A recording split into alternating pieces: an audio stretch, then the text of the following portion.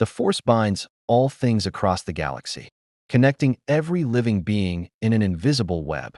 But some threads are not woven by the Force at all. They are cut, rewoven, and tied off by hands that answer to no galaxy, no God, and no law but their own amusement.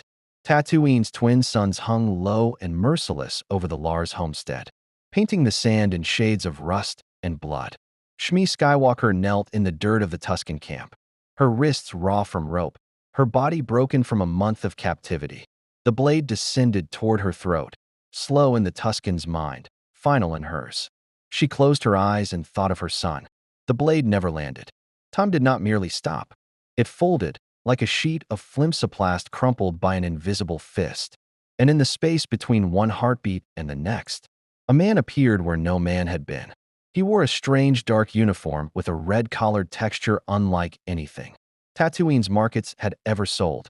And he regarded the frozen tableau, the raised Gatterfee stick, the kneeling woman, the stone still, Tuskens, with the bored contempt of someone examining a poorly staged play. Barbaric, Hugh said, to no one and everyone. Truly, of all the backwater corners of all the backwater galaxies, this one insists on being tediously cruel. He snapped his fingers, and the Tusken warrior's weapon crumbled to dust between frozen fingers. Another snap, and every raider in the camp folded in on themselves and vanished, not killed. Hugh would insist later, merely relocated somewhere considerably less convenient for them. Nearly 100 kilometers away, in a shallow depression in the Dune Sea, a very similar impossibility was occurring. Anakin Skywalker stood over a Tusken village that no longer breathed. His lightsaber trembled in his hand, still humming, still hungry. Tears cut clean lines through the dust and blood on his face. He had done this. He had told himself it didn't matter, that they deserved it, that his mother's murderers had earned every drop, and some part of him, the part that would one day wear a mask and choke, the life from men who displeased him, had believed it. But the larger part of him, the 19-year-old boy who had built a protocol, droid out of love for his mother, was screaming. His blade began its final arc toward the last hut, toward the last shapes huddled inside. It stopped an inch from the fabric wall, frozen as surely as if the durasteel itself had turned to stone. Now, said a voice behind him, dry as the desert itself. I've seen a great many beings have a great many bad days. Young Skywalker, but this one is a personal favorite. Truly inspired self-destruction. 10 out of 10 for commitment, 0 for judgment. Anakin spun, blade igniting fully now, pointed at the impossible man who had simply appeared in the sand behind him. How did you? Q. The being said, sketching an insultingly small bow. Just Q. Not a title, not an initial for something longer and more pretentious, though believe me, I've been called worse across several thousand civilizations. And you, Anakin Skywalker, are about to have the single strangest afternoon of your admittedly strange life. Before Anakin could demand answers, before he could even process the casual, impossible arrival of this stranger, the sand beneath his boots dissolved into light. He fell, or rose, or simply ceased being in one place and began being in another. And the desert vanished. He landed hard on his knees in the dust of the Tusken camp. He'd left his mother in a lifetime ago, and kneeling 3 meters away, very much alive, very much whole, wrists still raw from rope, but breathing was. Mom. Shmi Skywalker turned at the sound of her son's voice, and the sob that tore out of her was not one of grief, but of a joy so total it looked, for a moment, like agony. Ani. He crossed the distance in a stumbling run and gathered her into his arms. And for a long moment neither of them said anything at all, because there was nothing in any language spoken across the galaxy that could hold what either of them was feeling. Hugh watched this with his arms folded, an expression, somewhere between satisfaction and profound impatience settling on his face. Yes, very touching. Mother, son, tears, dust. I'll allow you the reunion. But do hurry it along. I have a great many things to explain. And explaining things to mortals is exhausting. Even when I skip the parts that would make your primitive little brains implode. Anakin pulled back from his mother just enough to glare at the stranger. His hand found his lightsaber hilt again, instinctively. Who are you? What did you do? My mother was. I saw her being. Dying. Dead. Somewhere unpleasantly in between. Hugh waved a hand as if swatting away an insect. Details. She's alive. You didn't finish murdering an entire village of sand people. Which, frankly, you should be thanking me for. Because that particular choice was going to cost you rather more than your soul in the years to come. I've seen how that story ends, Skywalker. Trust me, you don't want it. You've seen. Anakin's voice cracked between fury and confusion. Seen what? Who are you? Hugh's expression shifted. Just slightly. The boredom cracking to reveal something almost sincere underneath it. I am something your Jedi Order doesn't have a category for. I am not of the Force, and I am not bound by it. I come from very far away. From a place your kind hasn't discovered, and, frankly, shouldn't for several thousand more years of blissful ignorance. And I have been watching your galaxy. Anakin Skywalker, watching what you become, and watching what this woman's death sets into motion, and I find, against every principle of non-interference I am supposed to respect, that I simply cannot let it happen. Shmi rose unsteadily to her feet, her son's arm supporting her, and studied the stranger with the quiet, weathered wariness of a woman who had survived slavery, loss, and worse. What do you want from us? Hugh smiled, and there was something genuinely dangerous in it. Not cruel, but vast, the smile of a being who had broken entire star systems out of boredom and meant every word of what came next. I want to give you a gift, and I want to see what you do with it. If you want to see more characters enter the Star Wars galaxy, hit that subscribe button and drop the name of a character you'd want to see in the comments below. The Tusken camp had gone utterly silent, save for the wind dragging sand across broken huts. Shmi Skywalker stood between her son and the impossible stranger, one hand still gripping Anakin's arm as though letting go might undo whatever miracle had just occurred. A gift, Anakin repeated flatly. You appear out of nowhere. You stop time. You bring my mother back from the dead. And now you want to give us a gift. I didn't bring her back from the dead, Hugh said, sounding faintly offended. I prevented her death from happening in the first place, which is a considerably more elegant piece of work. Thank you. Resurrection is crude. Anyone with a sufficiently advanced understanding of temporal mechanics can raise the dead, preventing the death entirely. Now that takes finesse. You're not answering the question, Shmi said quietly. There was iron in her voice despite the exhaustion in her body. The same iron that had kept her alive through a decade of slavery and a month of captivity. Who are you, and what do you actually want? Hugh studied her for a long moment, and something in his perpetual smirk softened into what might, on anyone else, have been respect. You ask better questions than your son. That's promising.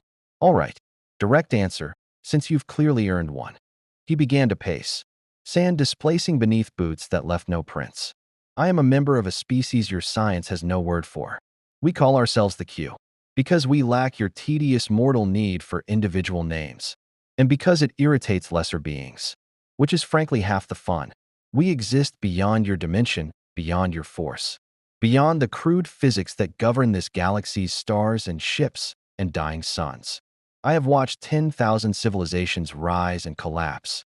I have watched wars that make your Clone Wars look like a schoolyard squabble. And in all that watching, I have developed something my own kind considers a character flaw. Which is? Anakin asked, still tense, still wary. Curiosity, Hugh said. And, occasionally, something dangerously close to compassion. Though if you repeat that to anyone in my continuum, I'll deny it categorically. Shmi's eyes narrowed. You said you've seen what happens.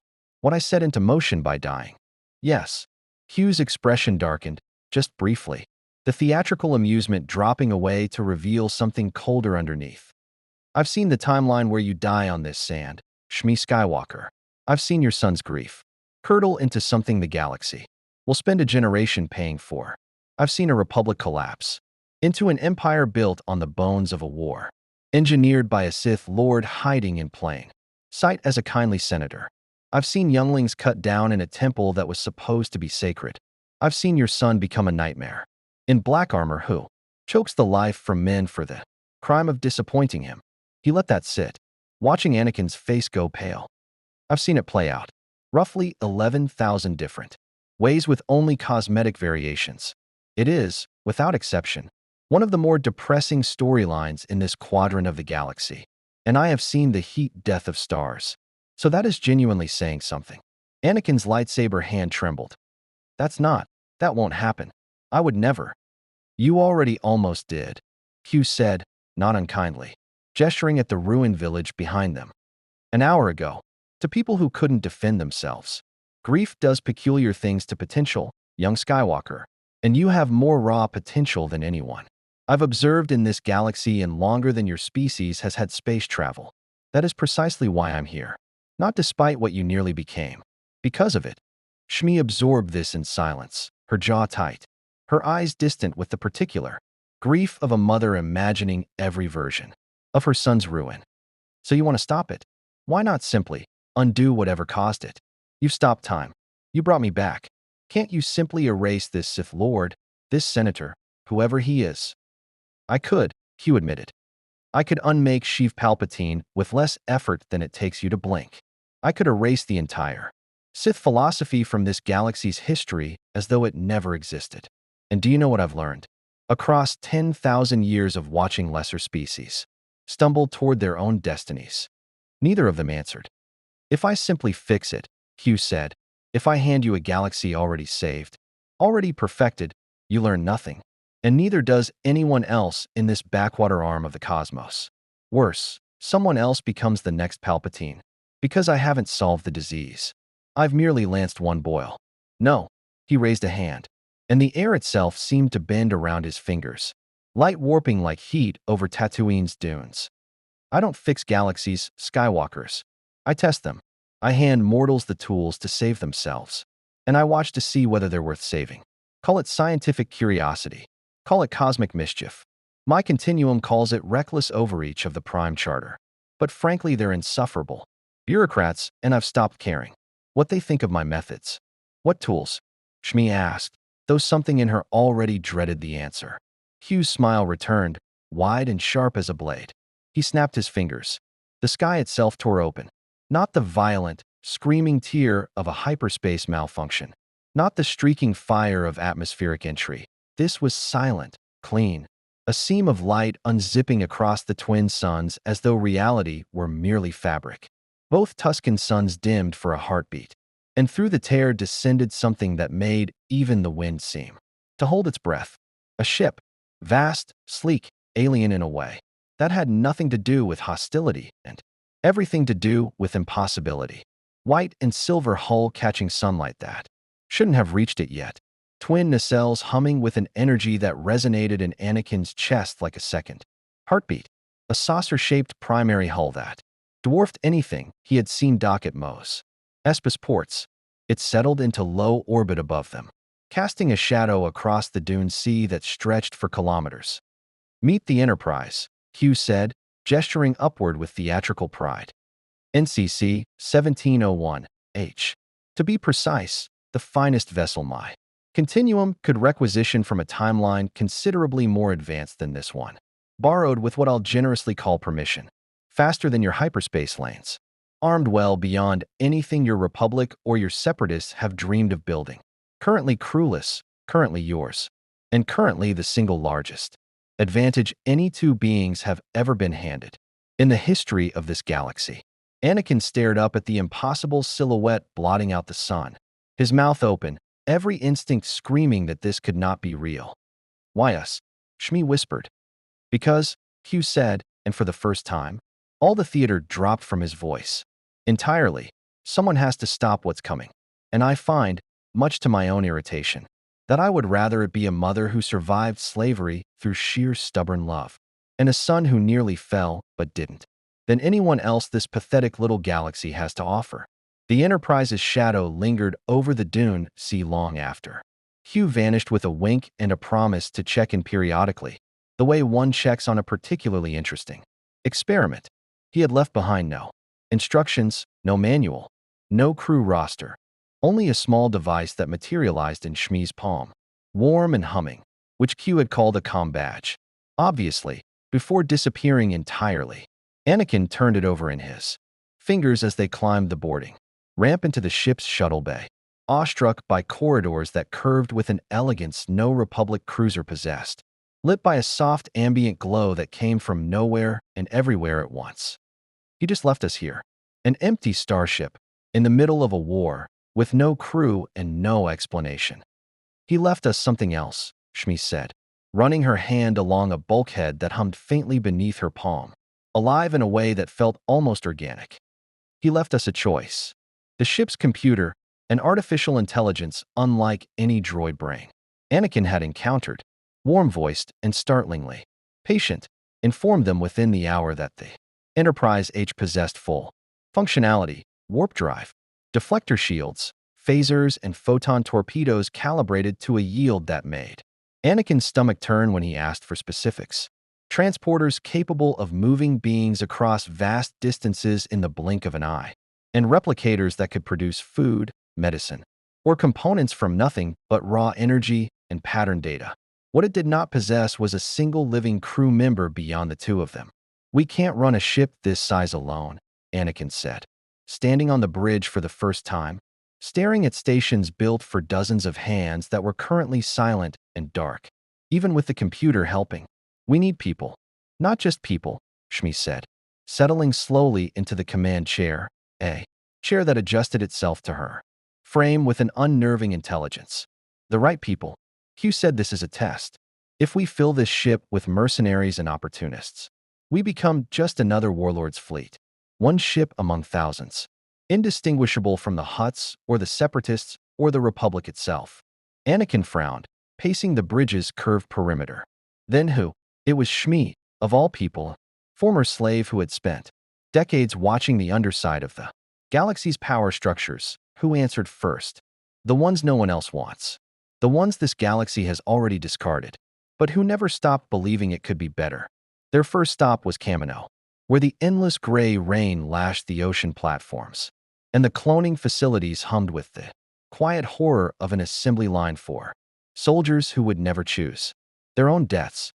Anakin, still a Padawan with clearance from his role in the war, walked the corridors with his mother at his side and the Enterprise cloaked in orbit above.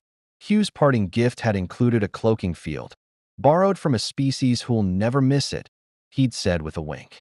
They found their first crew member not among the compliant ranks of soldiers, but in a decommissioning bay, where a clone trooper too old for frontline service, a man who called himself CT 9904 but had started quietly calling himself Halcyon, had been assigned to menial maintenance work rather than execution.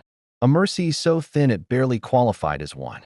He had watched brothers march off to die in wars they never chose, had begun, in his private hours, to question the chips embedded in his skull that no one would explain. "I've heard whispers," Halcyon told them, voice low, eyes darting toward the corridor. "Among the older batches. Something in our heads. Something that changes us, at the end, if the wrong order comes down." Anakin's blood ran cold. He thought of Q's warning. A republic collapsing, a temple full of younglings. An army built to betray its own generals. Would you leave this place? Serve on a ship with no chain of command but your own conscience? Halcyon looked between the boy Jedi and the weathered woman beside him, and something in his engineered, accelerated life, a life that had never once been given a real choice, recognized the offer for what it was. "I'd follow anyone who asked me what I wanted instead of telling me what I was for." He was the first. He would not be the last. On Coruscant's Undercity, they found a disgraced Republic engineer named Vel Okran, brilliant and bitter, cast out of the Corps of Engineers for refusing to falsify safety reports on Aquat Drive Yards, contract that would have gotten thousands of clone troopers killed by faulty shield generators. He'd been drinking himself toward oblivion in a cantina, 3 levels below the sunlight when Shmi found him and asked, simply, if he'd like the chance to build something that mattered again. On Nar Shaddaa, they found a former Separatist tactical droid reprogrammed by a rogue technician to override its base directives, a droid who called itself simply Unit, who had spent years hiding from both sides of a war it no longer believed in, having developed something dangerously close to independent thought. On a dozen worlds across the Outer Rim, the pattern repeated. They did not recruit the powerful or the celebrated. They recruited the discarded, the disillusioned, the ones the galaxy's grinding war machine had chewed up and spat out. A Twi'lek medic who'd lost her clinic to separatist bombing. A Mandalorian exile cast out of her clan for questioning a raid on civilians. a young Jedi initiate who'd washed out of temple training and been left adrift. Purposeless, in a galaxy that had no place for a Force-sensitive without a lightsaber. Hugh appeared periodically throughout the recruitment, materializing in empty corridors or crew quarters with unsettling suddenness. Watching, commenting, occasionally offering cryptic approval. Interesting choices, he told Anakin, examining the growing crew roster with something between amusement and genuine surprise. Most mortals given godlike power surround themselves with strength. You're surrounding yourself with people who've already lost everything and have nothing left to prove except to themselves. Either remarkably wise or remarkably naive. I confess I haven't decided which. Maybe it's both, Shmi said, standing on the bridge as her patchwork crew took their stations for the first time. Nervous, uncertain, but present. The galaxy taught every one of them that they didn't matter. We're about to prove it wrong. 3 weeks after Tatooine, with a skeleton crew of 47 souls scattered across a ship, built for 1,000, the Enterprise HS. Engines hummed to full power for the first time under mortal command. Anakin stood at the helm beside Halcyon, his mother in the command chair where she belonged, and looked out at the star-scattered dark. Where to? Halcyon asked.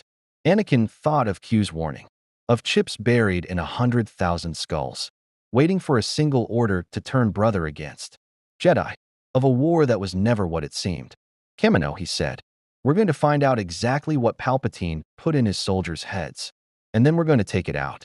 Kamino's rain fell in silver sheets against the Enterprise HS viewport as the ship dropped out of warp above the ocean world. Cloaking field engaged, invisible to the sensor arrays of the cloning facility below.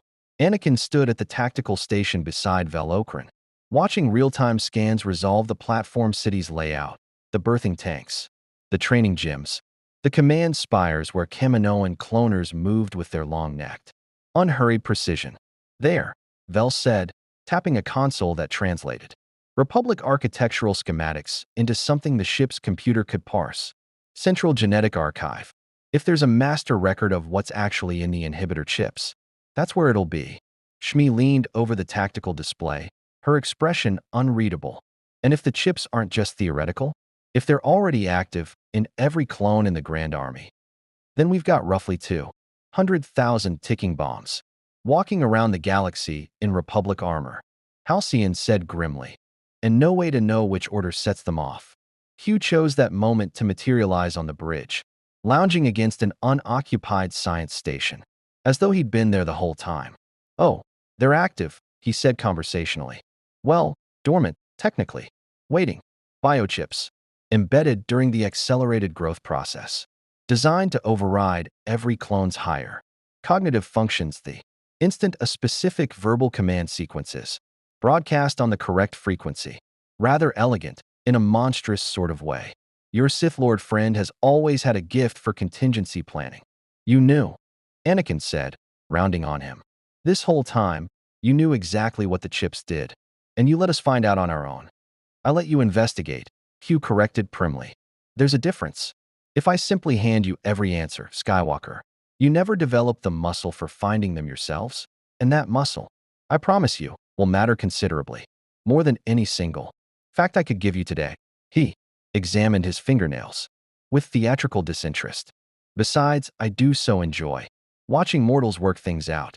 It's rather like watching a particularly clever species of ant build an aqueduct. Shmi ignored him, already rising from the command chair.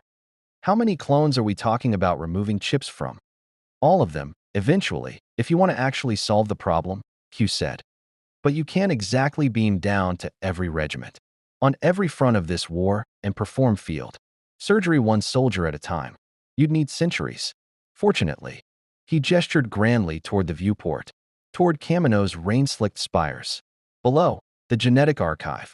Down there contains the master activation codes, the full technical specifications for the chips, and rather crucially, the override sequence that can disable every single one simultaneously, galaxy-wide, the instant you have the codes in hand. Then that's our target, Anakin said. The away team took shape quickly, Anakin leading, Halcyon, whose knowledge of Kamino's internal layout from his own accelerated training would prove invaluable. The Twi'lek medic, Ressa, in case anything went wrong with a chip removal in the field.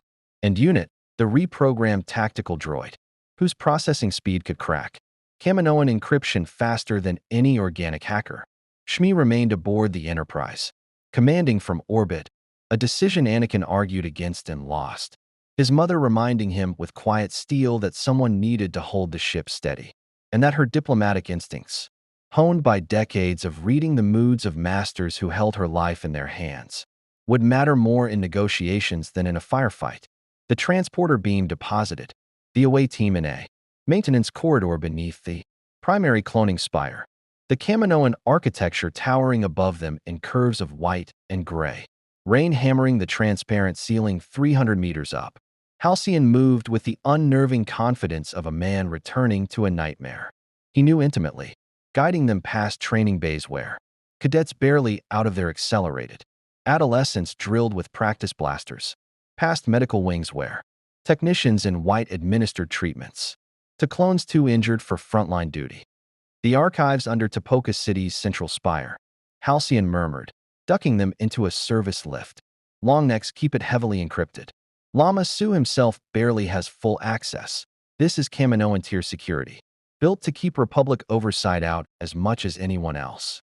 They reached the archive without incident, Hugh's cloaking technology extending subtly to the away team's movement through the corridors, a courtesy he mentioned only in passing and refused to elaborate on. Inside, rows of data cores hummed in climate-controlled silence, decades of genetic engineering distilled into cold storage. Unit made short work of the encryption, mechanical fingers dancing across an interface panel while Anakin stood watch at the door, lightsaber unlit but ready. Accessing primary genome archive, Unit reported in its flat, synthesized voice. Locating inhibitor chip schematics, found. Cross-referencing. Activation protocols. This is going to take several minutes. The encryption is considerably more sophisticated than anticipated. How many minutes? Anakin asked, watching the door. 7. Perhaps 8. They didn't have 7 minutes. The archive's alarm triggered. At the 4-minute mark. Not from their intrusion. Unit reported with something like mechanical embarrassment, but from a routine security sweep that had simply happened to coincide with their presence. Kaminoan security forces, augmented by a small garrison of clone troopers stationed planetside, converged on the spire within 90 seconds. Unit, how much longer? Anakin called, igniting his lightsaber, as the first blaster bolts began chewing through the archive's outer door. 3 minutes. I cannot go faster without risking data corruption. Then we buy 3 minutes, Halcyon said grimly, unholstering a blaster pistol Vel had modified aboard the Enterprise, recalibrated to a stun setting far more potent than standard Republic issue. Ressa, cover the east corridor. Anakin, I've got the door. What followed was not a battle so much as a desperate holding action. Anakin's blade a blur of blue light deflecting bolt after bolt back into the corridor beyond. Halcyon's stunning shots dropping clone troopers who, moments ago, might have been his own brothers in arms had fate assigned him a different serial number. Ressa kept the eastern approach, sealed with an improvised barricade of archive furniture, and Unit worked, undisturbed by the chaos, its processing cycles ticking down toward a solution. 2 minutes, Unit reported, as a Kaminoan security officer's stun blast singed past Anakin's shoulder. Copy that, Anakin gritted out, redirecting another bolt with a snap twist of his wrist that sent a trooper's weapon skittering across the floor, through the chaos, through the roar of blaster fire and the cold rain, hammering the transparent ceiling above. He found himself thinking of Q's words on Tatooine, a war engineered by a Sith Lord, hiding in plain sight. Every clone he stunned instead of killed, every trooper he spared rather than cut down, felt like a small rebellion against a fate that had already been written for all of them. Download complete, Unit announced. Full inhibitor chip schematics and override sequence acquired. Then we're done here, Anakin said, already backing toward the transporter coordinates. Shmi, we need beam out now. The Enterprise's transporter. Beam took them a heartbeat before a squad of reinforcements rounded the final corner, dissolving the away team into scattered light and leaving Kaminoan security to stare at an empty archive, a cracked data core, and no explanation whatsoever for what had just happened to their most guarded secret. The bridge erupted in cautious celebration as the away team materialized, but Anakin barely registered it. Already crossing to the science station where Vel Okran had begun decrypting the stolen data, Shmi rose from the command chair, relief plain on her face as she embraced her son, briefly before turning to the matter at hand. "Show me," she said. The main view screen filled with schematics. A cross-section of a clone trooper's skull, a small chip nestled at the base of the brainstem, connected by microscopic filaments to the neural pathways governing decision-making, loyalty, obedience. Vel's expression darkened as he studied the data. "This isn't just a kill switch," he said slowly. "It's designed to trigger on a specific verbal command, Order 66. The file calls it, and when it activates, it doesn't just override loyalty. It rewrites it. Every clone hearing that command would perceive their Jedi, commanding officers as enemies of the Republic. Instantly. No hesitation. No memory of what they'd been ordered to do afterward beyond a vague certainty that it had been necessary." Silence settled over the bridge. Halcyon, standing near the tactical station, had gone very still. "They built us to murder the people we trust most," he said quietly, "and made sure we'd never even question it." "Not anymore," Shmi said, and there was a fierceness in her voice that made even Q, materializing quietly near the turbolift, raise an eyebrow in genuine interest. "Unit, cross-reference the override sequence. Can it be broadcast galaxy-wide?" "Theoretically, yes," Unit replied. "The chips were designed to receive a single activation signal across all Republic frequencies simultaneously, a security measure to ensure Order 66, if issued, could not be selectively ignored by isolated units. The same broadcast architecture can be repurposed to transmit a deactivation sequence instead." However, the droid paused, its optical sensors flickering. "The transmission requires a relay array of significant power. Standard equipment cannot generate a signal capable of reaching every clone garrison across every front of the war simultaneously. Can the Enterprise generate that kind of signal?" Anakin asked.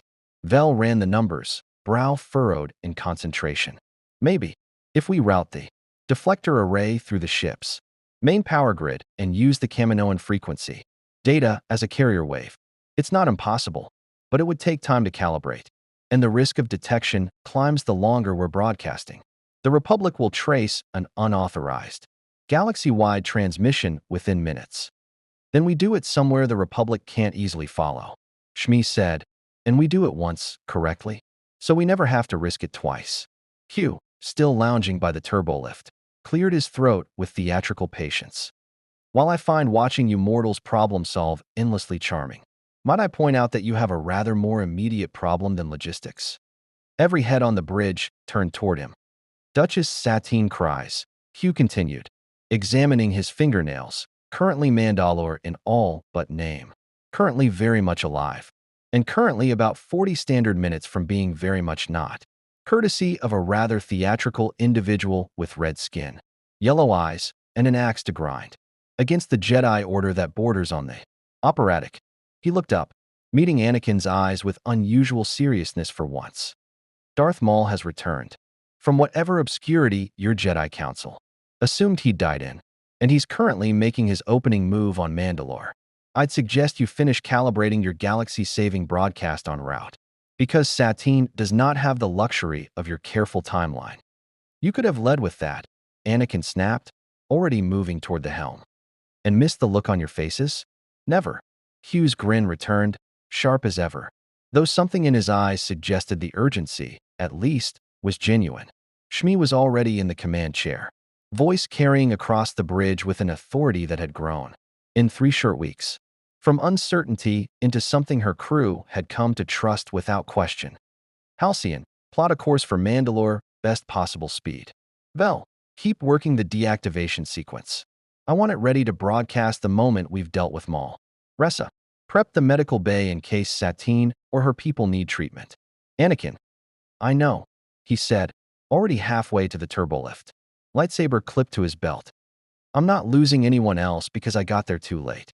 The words hung in the air a moment longer than he intended, and Shmi's eyes softened with a grief that hadn't fully healed despite Q's intervention, the memory of a death that had almost happened, that had shaped her son into something dangerous before it had been unmade.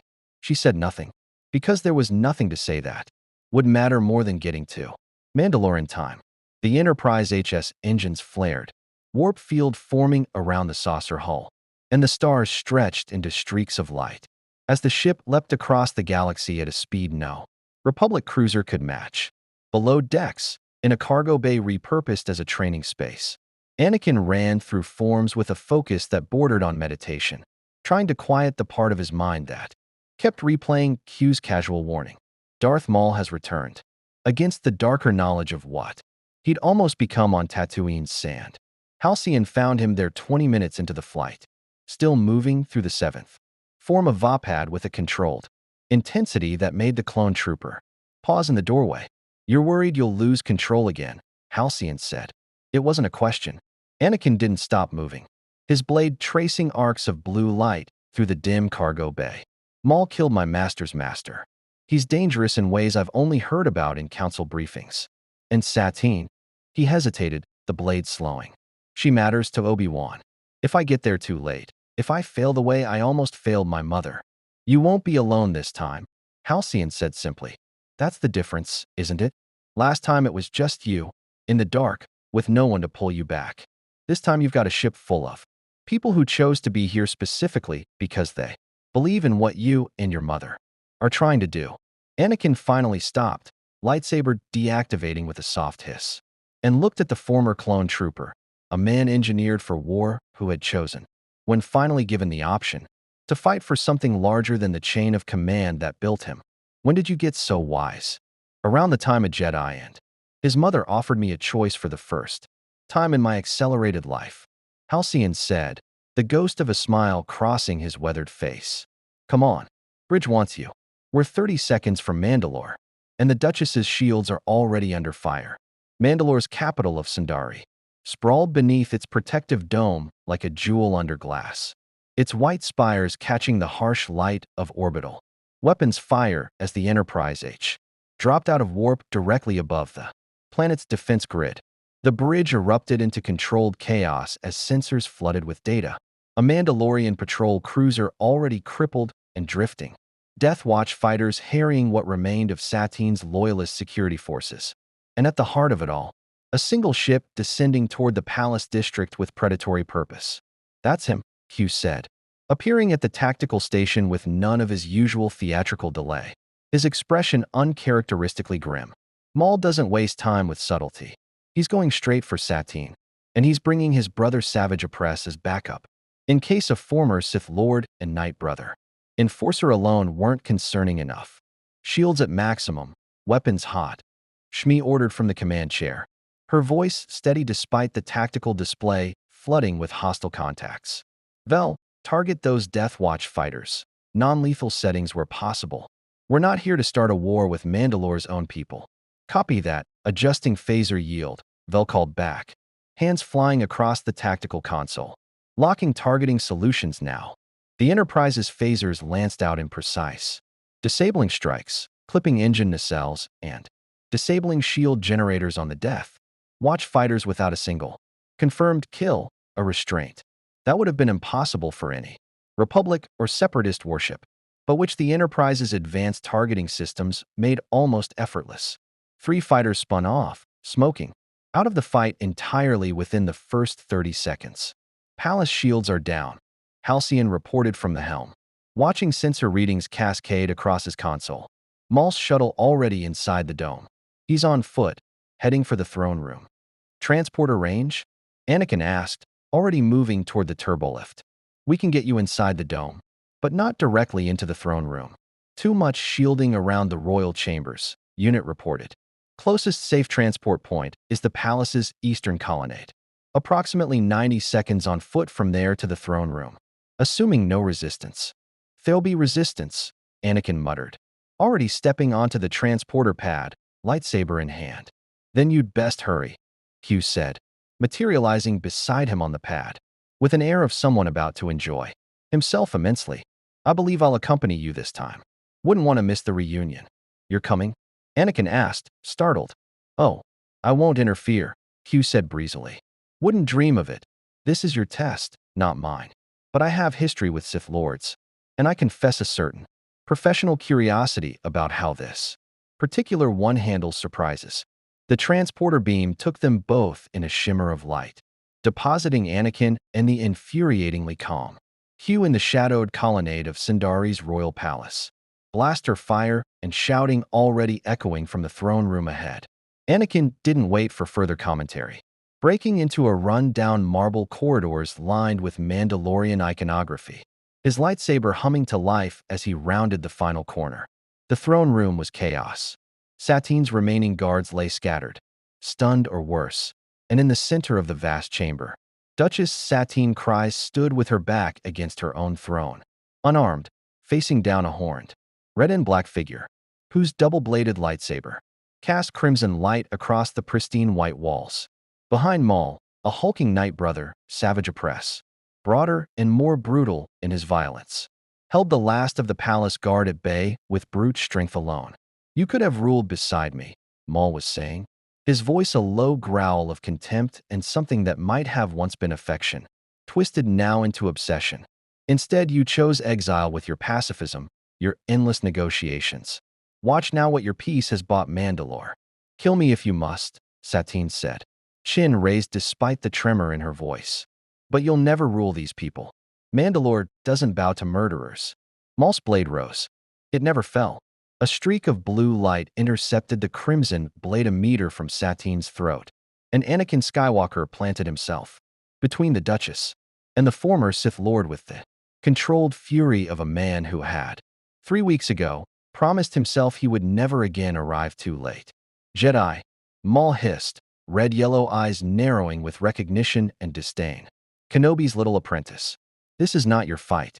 I'm making it my fight, Anakin said, blade steady, planting his feet. Savage Opress abandoned the guards and lunged toward the new threat. But a shimmer of transporter light deposited Halcyon and 2 of the Enterprise's security-trained crew directly in his path, blaster fire forcing the Night Brother to divert. Q, meanwhile, had settled onto the edge of the dais with the unbothered posture of someone watching a mildly entertaining holodrama, making no move to intervene despite Maul's blade now locked against Anakin's in a shower of sparks. The duel that followed tested Anakin more than anything since Geonosis, Maul's twin blades a whirlwind of aggressive, unpredictable geotechnique, honed by years of survival and hatred, against Anakin's raw talent and improving control. Steel white walls scarred with lightsaber strikes as the two traded blows across the throne room. Satine pressed back against her own dais, watching a fight for her life and her people's future unfold in real time. You fight with anger, Maul snarled, pressing an advantage, forcing Anakin back a step. I can feel it. Grief, still raw. Someone taught you loss recently. Someone tried to give me loss, Anakin shot back, redirecting a strike and countering with a blow that forced Maul to disengage. And I'm done letting the galaxy take things from people who don't deserve to lose them. He surged forward with renewed focus, not the wild, grief-fueled rage that had nearly consumed him on Tatooine, but something more controlled, born of a second chance he refused to waste. Maul's guard cracked under the sustained assault, and a final, precise strike sent one of his double blades spinning from his grip, clattering across the marble floor.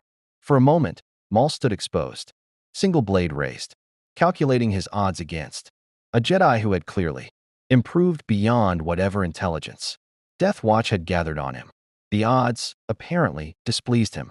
With a snarl of frustration, Maul retreated toward the shattered window behind the throne, gesturing sharply to Savage Opress, who disengaged from his own fight with equal reluctance. This isn't finished, Skywalker. It rarely is with your kind, Q called out cheerfully from the dais, finally speaking up. But do give my regards to whichever Sith Master is currently pulling your strings. I do so enjoy watching contingency plans collapse. Maul's eyes flicked toward Q with something that might have been recognition, or wariness, or simple confusion at an entity so clearly beyond his understanding, and then both Night Brothers vanished through the broken window into the chaos of the dome's lower levels, escaping into Sundari's underworld before the Enterprise's security teams could corner them. Satine sank against her throne, breathing hard, staring at the young Jedi who had just saved her life. "You're not one of Obi-Wan's usual escorts," she managed. "Who exactly are you, and where did that ship come from?" Anakin deactivated his lightsaber, offering her a hand up, exhaustion and adrenaline warring across his features. "That," he said, "is a very long story. But right now, Duchess, I think we need to talk about a war you don't know is about to change forever." Duchess Satine cries had governed Mandalore through a decade of pacifist resistance against a warrior. Culture's oldest instincts had faced down Death Watch insurgents and Republic pressure alike without losing her composure. But nothing in her considerable political experience had prepared her for the sight of the Enterprise HS bridge or for the casual, impossible confidence of the woman who commanded it. "You're telling me," Satine said slowly, seated in a guest chair Vel had hastily configured for her, "that this ship, this crew, and that," she gestured toward Q, who had made himself comfortable on the edge of the science station, examining a tricorder with theatrical fascination he clearly didn't need, came from beyond known space, specifically to prevent a Sith Lord from destroying the Republic from within. "That's the abbreviated version," Shmi confirmed from the command chair. "The longer version involves my death, my son's grief, and roughly 11,000 futures our friend Q decided he didn't care for." 11,200 and some odd. Q corrected without looking up. "I stopped counting precisely around the 10,000 mark. It got repetitive." Satine studied Shmi with the sharp, evaluating gaze of a ruler assessing a potential ally or threat. "And what do you want from Mandalore?" "From me?" "Nothing, yet," Shmi said. "We came because Anakin wasn't willing to let Obi-Wan's friend die when we had the power to stop it. But I won't pretend there isn't more at stake here than one rescue. We've discovered something about the clone army. Every soldier in the Republic's forces carries a hidden trigger planted by whoever is truly orchestrating this war, designed to turn them against the Jedi the moment a specific command is given." Satine's composure cracked, just slightly. "You're certain of this?" "We have the technical schematics to prove it," Vel said, calling up the data on the main view screen. Full architecture of the inhibitor chip, the trigger phrase, the override protocol. We're calibrating a galaxy-wide broadcast that can deactivate every chip simultaneously. But the moment we transmit, whoever's really running this war is going to know someone found his contingency plan. "Palpatine," Satine said quietly, and the word hung in the bridge's recycled air like an accusation. No one present was quite ready to confirm aloud.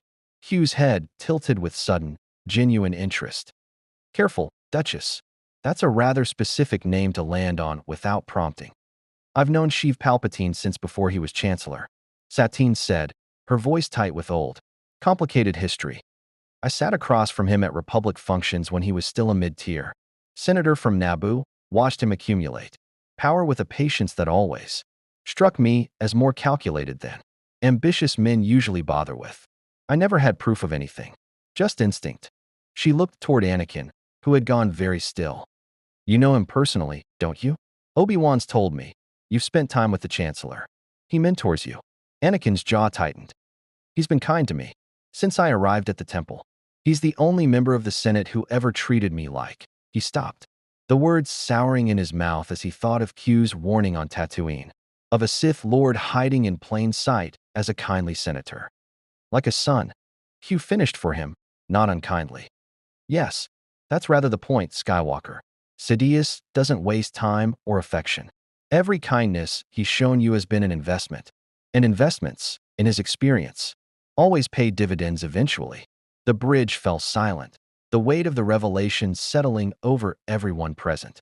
Shmi rose from the command chair and crossed to her son, placing a steady hand on his shoulder. "This isn't your fault. You couldn't have known." "I should have felt something," Anakin said quietly. "The Jedi are supposed to sense the dark side. I spent hours in his office and never." "Sidious has spent decades perfecting the art of hiding from Force sensitives considerably more experienced than you," Q said. "Master Yoda himself has sat across from the man and sensed nothing but a vague disturbance he couldn't place." Don't flatter yourself into guilt over a deception that's fooled an entire Jedi Council. Satine, watching this exchange with the careful attention of a diplomat gathering intelligence, leaned forward. If what you're saying is true, if Palpatine has engineered this entire war, is manipulating both the Republic and the Separatists, and has built a hidden weapon into every clone soldier, then Mandalore needs to know. My people have stayed neutral through this war specifically because I believed it was a conflict between two legitimate, if flawed, factions. If it's actually the work of a single Sith Lord consolidating power through manufactured chaos, then neutrality stops being pacifism and starts being complicity. Shmi finished. Satine held her gaze for a long moment, something shifting behind her composed expression, the calculation of a leader weighing decades of careful political positioning against a truth too large to ignore. What do you need from me? Information, for now, Shmi said. You have relationships across the Republic Senate, contacts and systems the Jedi Council doesn't have access to. When we broadcast the deactivation sequence, Palpatine will know someone's moving against him directly. We need allies who can help contain the political fallout, worlds that won't panic, factions that won't fracture into further chaos. And when the time comes to move against him directly, Satine asked, because you understand, don't you, that discovering his plot and stopping it are two very different battles. A man who has spent decades hiding in plain sight as the most powerful political figure in the galaxy will not simply step aside because you've inconvenienced one of his contingencies. Anakin's hand drifted, unconsciously, to the lightsaber at his belt. Then we'll be ready for the next contingency too. Hugh, still perched at the science station, allowed himself a small, genuinely approving smile, the first entirely unironic expression he'd shown since Tatooine. Now that, he said, is precisely the kind of answer I was hoping to hear. Satine rose from her chair, smoothing the front of her formal robes, with the composed dignity of a ruler who had just recommitted her world to a war she'd spent a decade trying to avoid. Then Mandalore stands with you, quietly. For now, until you're ready to move openly, I'll begin reaching out to contacts who might listen to reason before they listen to fear. She paused at the threshold of the turbolift, looking back at Shmi with something like genuine respect. For what it's worth, whatever this Q creature's motives, whatever cosmic experiment this all amounts to, I've watched enough failed uprisings and doomed rebellions to recognize competence when I see it. Don't waste it. As the turbolift doors closed behind the Duchess, Vel's console chimed with an update. Deactivation sequence calibration is at 90%, he reported. We'll be ready to broadcast within 12 hours. Shmi returned to the command chair, gazing out at the stars beyond the viewport, at a galaxy she'd once seen only from the ground, powerless and enslaved. Then let's make sure the next 12 hours count. Because the moment we pull this trigger, there's no going back to being invisible. 12 hours passed in a blur of preparation. Vel Okran barely left the deflector control room, recalibrating power routing, with the manic focus of an engineer who finally had resources equal to his ambition. Unit cross-checked the Kaminoan frequency data against known Republic communication arrays a dozen times over, hunting for any flaw that might cause the deactivation signal to fail or, worse, alert Palpatine before it finished transmitting. Ressa prepped the medical bay for the possibility of chip removal surgeries on any clones whose hardware proved resistant to remote deactivation. And on the bridge, Shmi Skywalker sat in the command chair reviewing star charts of every known clone garrison, front line, and staging ground across the galaxy, marking each one as a life about to be handed back its own free will. Anakin found Q in the observation lounge, staring out at the stars with an expression uncharacteristically contemplative for a being who treated most of existence as a source of entertainment. You've been quiet, Anakin said, settling into the seat across from him. For you, anyway. I'm considering the mathematics of your species, Q said, not turning from the viewport. 200,000 clones, each one grown in a vat, denied a childhood, denied choice, denied the simple dignity of aging naturally, and in 12 hours, you're about to hand every single one of them the one thing this galaxy never intended them to have. Free will, Anakin said quietly. Free will, Hugh agreed. Do you have any idea what happens to 200,000 beings who suddenly realize they've spent their entire existence as disposable tools? Some will thank you. Some will fall apart entirely, unable to process an identity beyond the one engineered into them. A few, I suspect, will be furious, not at Palpatine, but at you, for showing them a truth they never asked to know. He finally turned, studying Anakin with an intensity that stripped away the usual theater. Are you prepared for that? Because saving a galaxy isn't a single triumphant broadcast, Skywalker. It's the mess that follows. Anakin thought of Halcyon, a man who'd spent his entire accelerated life being told what he was for, who had wept quietly the first night aboard the Enterprise when Shmi had simply asked him what he wanted. I don't think giving people the truth is ever wrong, Anakin said finally, even when it's hard. Especially then. Hugh's mouth curved into something that wasn't quite his usual smirk. Your mother's philosophy or your own? Does it matter? No, Hugh admitted. I suppose it doesn't. The broadcast preparations reached completion 4 hours ahead of schedule. Vel's engineering brilliance shaving critical. Time off a process heat. Initially estimated conservatively. The bridge crew gathered at their stations as the Enterprise H repositioned to a stable point in deep space, far from any populated system. Its deflector array rerouted to function as the galaxy's largest, most improbable radio transmitter. Final systems check, Shmi said, standing before the command chair rather than sitting in it, feeling the weight of the moment too keenly to remain seated. Vel. Deflector array at full power, frequency locked to the Kaminoan carrier wave. We're ready. Unit. Deactivation sequence verified. Against all known chip variants across every clone batch identified in the genetic archive. Broadcast will reach every garrison, every front line, every clone currently active in Republic service simultaneously. Halcyon, the former clone trooper, stood at the helm, his expression a complicated mixture of hope and dread. Ready, ma'am. For what it's worth, thank you. Whatever happens after this, at least it'll be a choice. Shmi nodded, then turned to her son, who stood at the tactical station, hand resting near his lightsaber out of pure habit rather than expectation of danger.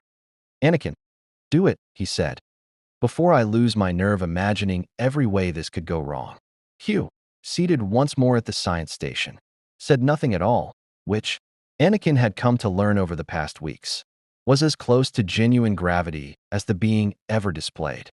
Transmitting, Vel said, and pressed the final control.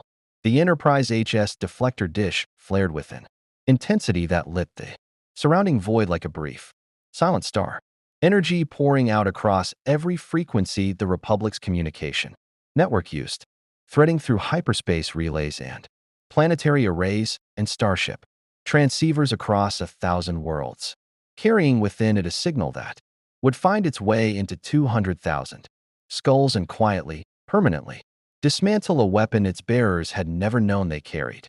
On the bridge, the crew watched sensor readouts cascade with confirmation data as the signal propagated outward, a wave of silent liberation spreading across the galaxy, faster than any of them could fully comprehend, reaching Kamino's training grounds, the front lines of a dozen contested systems, garrison worlds and staging areas and medical bays, where wounded clones lay recovering, all of them receiving, in the space of a heartbeat, a signal that severed a leash they'd never known was around their necks. Confirmation returns coming in, unit reported, its synthesized voice carrying something almost like wonder.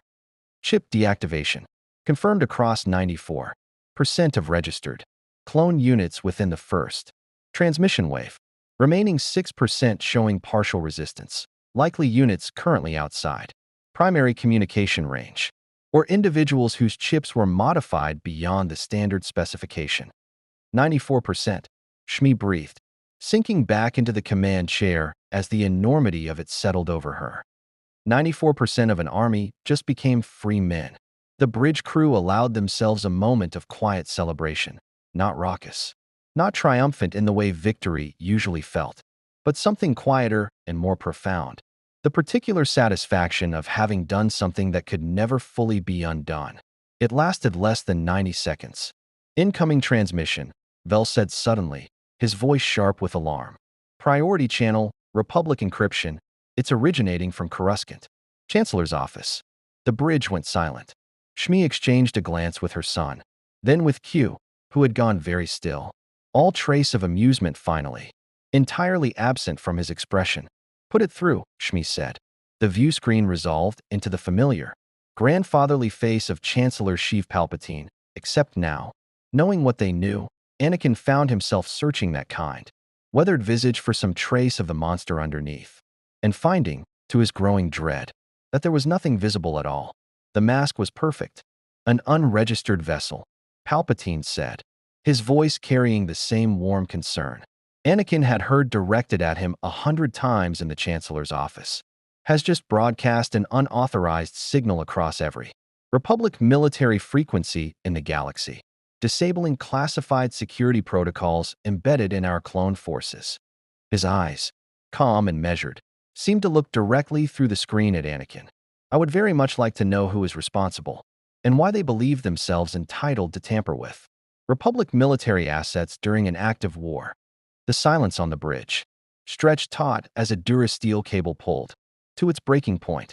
He knows, Anakin whispered. Oh, he's known for several seconds now, Hugh murmured, low enough that only Anakin could hear.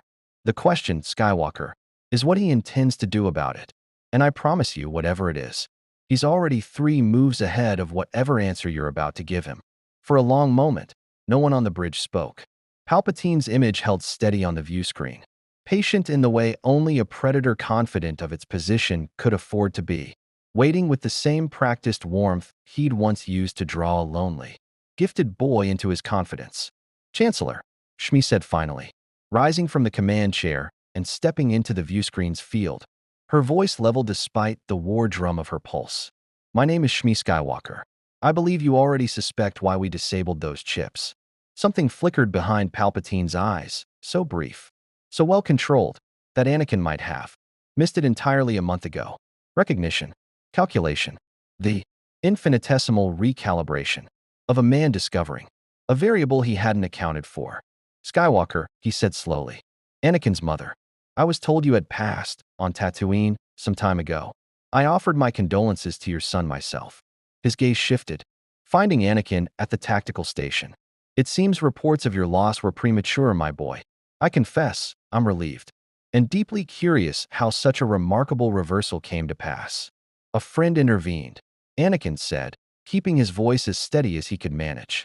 A friend with access to technology capable of disabling classified Republic military hardware across the entire galaxy in a single transmission. Palpatine said, the warmth in his tone never wavering even as the words sharpened underneath it. That's rather more than friendship, Anakin.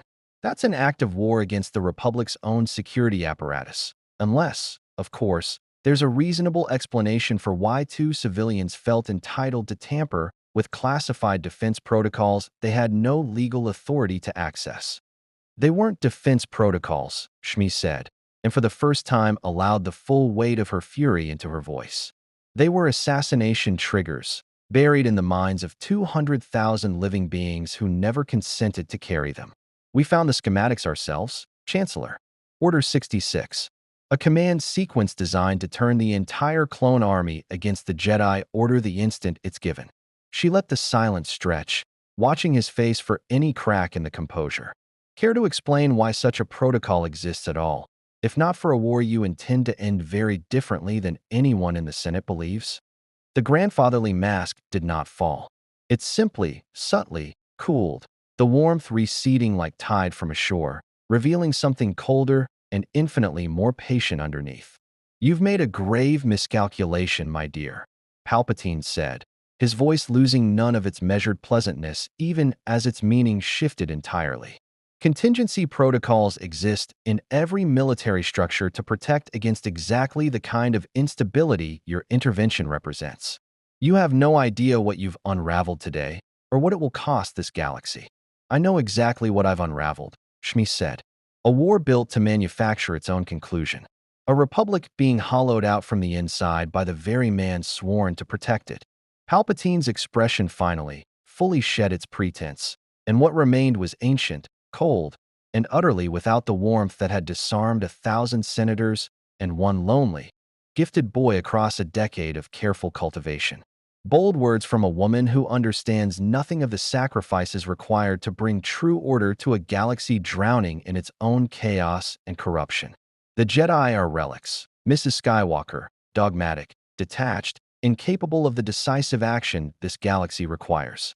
What I have built will outlast their feeble philosophy by 1,000 years. By murdering children, Anakin said quietly. Something in him had gone very still, very cold. That's what Order 66 would have done, isn't it? Not just soldiers turning on generals. Temple younglings. Everyone. Palpatine's silence was, in its own way, confirmation enough. You were going to use me, Anakin said, the pieces finally, fully assembling themselves in his mind with sickening clarity. Everything. The mentorship, the trust. Treating me like I mattered when the Council never quite did. You were cultivating me. For what? For greatness beyond anything the Jedi's small-minded restrictions would ever have permitted, Palpatine said, and for one final moment, the old warmth flickered back into his voice, genuine in its own twisted way. I saw your potential the day we met, Anakin. I still see it. Whatever misguided intervention has occurred here today, the offer I made you remains. Join me. Help me build an order this galaxy will thank us for, long after the current chaos is forgotten. Your mother, your friend from beyond the stars. None of that need change what you and I could accomplish together. Hugh, who had remained utterly silent throughout the exchange, finally spoke, his voice carrying an edge of genuine contempt that cut through the tension like a blade. Ah, there it is. The recruitment pitch. I do so enjoy watching a master manipulator work, Sidious. Truly, 10,000 years of observing predatory behavior across 1,000 species. And you still manage something almost artful. Palpatine's eyes found the new voice, narrowing with the particular wariness of a man, encountering something entirely outside his considerable experience. And who precisely are you? Someone considerably more powerful than you, considerably less interested in your ambitions, and entirely responsible for making certain your carefully constructed war just became a great deal more complicated, Hugh said, rising from his seat with theatrical menace that, this time, Anakin suspected was not entirely theater. I'd apologize for the inconvenience. Except I find myself distinctly lacking in sympathy for architects of genocide. You'll find, Palpatine said, and something in his tone shifted, calculating, adjusting to accommodate a threat he clearly hadn't fully priced in, that I do not respond well to threats, regardless of their source's apparent confidence. I wasn't threatening you, Hugh said, his smile returning, sharp and cold. I was simply informing you of facts. The threat comes next. Anakin Skywalker did not kill his mother's captors today. He did not lose himself to grief today. He is standing here, whole, clear-eyed, and entirely aware of exactly what you are, which means every carefully laid contingency you've spent decades building around his eventual fall has just become worthless. You wanted a weapon, Sidious. You built a mother and a son instead who both know your face and your name. Palpatine's composure, for the first time in the entire exchange, showed a genuine crack, not fear. Not yet, but the sharp recalculation of a strategist watching a long-cultivated plan collapse in real time. This changes nothing, he said, though the certainty in his voice had thinned considerably. The Republic remains under my authority. The Senate answers to me. Whatever technological advantage you believe you possess, you are still two civilians and an unregistered vessel against the full apparatus of galactic government. For now, Shmi said. But you should know, Chancellor, we're not finished. 94% of your contingency plan just evaporated. The Jedi Order will know the truth soon enough. And every clone who woke up today free of your leashes, going to remember exactly who put it there. Palpatine studied her for a long moment, something ancient and patient settling behind his eyes. The look of a predator recalculating not whether to strike, but when. Then I suppose, he said softly, we shall see which of us the galaxy ultimately remembers as its savior. The transmission cut, the view screen returning to the star field beyond, and the bridge exhaled as one, the tension breaking into something raw and unsteady. Well, Hugh said into the silence, his voice quieter than usual. stripped of its habitual theater. That could have gone worse. Marginally, Anakin sank against the tactical console, adrenaline draining out of him in a rush that left his hands trembling. He's not going to stop. Whatever he had planned before, he's going to accelerate it now. Yes, Hugh agreed simply. Which means, Skywalker, that whatever comes next, it comes soon, and it comes for everything you've built here. Palpatine did not wait long. 18 hours after the transmission cut, the Enterprise HS long-range sensors detected a Republic strike fleet emerging from hyperspace at the edge of the system where the ship had taken refuge to regroup. 6. Venator-class Star Destroyers, their markings scrubbed of standard fleet identifiers, answering to an authorization code that traced back through 7 layers of bureaucratic obfuscation to the Chancellor's own emergency war powers. He's not sending the Jedi, Halcyon said grimly, watching the tactical display fill with hostile contacts. Those are Loyalist clone units. The 6% whose chips didn't deactivate, or units close enough to Coruscant that he re-triggered them through a localized backup protocol before we could counter it, Vel added, already rerouting power to shields. Either way, that's 6 Star Destroyers worth of firepower. And they're not here for a diplomatic conversation. Shmi stood at the command chair, watching the fleet's formation resolve on the view screen, feeling the weight of every choice that had led to this moment. Battle stations. All hands. There is another option, Hugh said quietly, appearing at her side with none of his usual theater. I could end this in an instant. A snap of my fingers, and that fleet simply ceases to exist. Sidious along with it, if you asked me to. Anakin, standing at tactical, met his mother's eyes across the bridge. Both of them understood, without needing to speak it aloud, exactly why that offer had to be refused. No, Shmi said. If we let you fight our battles for us, we've learned nothing, and neither has this galaxy. We do this ourselves, with everyone who chose to stand with us. Hugh's expression, for once, held nothing but genuine respect. Then I suppose I'll simply watch. What followed was not the swift, godlike massacre Q could have delivered, but something harder won and infinitely more meaningful. Vel's engineering brilliance turning the Enterprise's superior technology into a scalpel rather than a hammer, disabling engines and weapons systems across the Loyalist fleet with the same restraint they'd shown at Mandalore, while Halcyon broadcast an open channel to every clone aboard those 6 Star Destroyers, his voice steady with the authority of a man who had once worn their armor. You don't have to do this, Halcyon said, as phaser fire lanced across the void, precise and merciful. Whatever chip is still active in your head, whatever order you think you're following, you have a choice now. We proved that today. Stand down. And no one else has to die for a war that was never about the Republic at all. Ship by ship, the Loyalist fleet's resistance crumbled, not through destruction, but through defection. Clone captains who had felt the flicker of something like awareness, since the broadcast finally choosing, in the crucible of battle, to lower their weapons rather than fire on a ship that had offered them freedom instead of orders. By the time the last Star Destroyer's captain transmitted formal surrender, Palpatine's gambit lay in ruins. Not a single Loyalist vessel destroyed, but every one of them lost to his authority, their crews choosing a different future than the one he'd engineered for them. He would not stop. They all understood that. The war for the galaxy's soul had only truly begun. But as Shmi Skywalker stood on the bridge of an impossible ship, surrounded by a crew of the discarded and disbelieved, who had chosen to fight for something larger than themselves, she understood something Q himself had perhaps not fully anticipated, that the true gift had never been the Enterprise at all. It had been the choice. The galaxy would spend years discovering the truth of Sheev Palpatine, and years more unmaking what he had built in the shadows of a war he'd engineered from its very first shot.